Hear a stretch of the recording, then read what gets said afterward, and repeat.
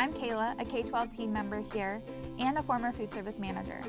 I want to show you a few ways that you can incorporate the Grahamz into your menu. I know that there are so many things that you have to consider when planning your menu, but the cool thing about the Grahamz is that their size and shape complement and encourage higher consumption of other meal components on the tray. So there's more to menu planning than just the fun part of making it taste good. Each meal you plan has to be nutritionally sound and fully reimbursable. These Grahamz are Smart Snack approved and they meet 1 grain for your meal components.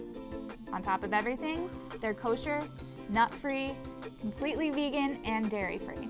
But they're sturdy enough to dip into applesauce, yogurt, layer with cheese into little mini sandwiches, spread with no nut butter. The possibilities are endless. So I hope all of these ideas put you in a direction that'll help you out in your menu planning.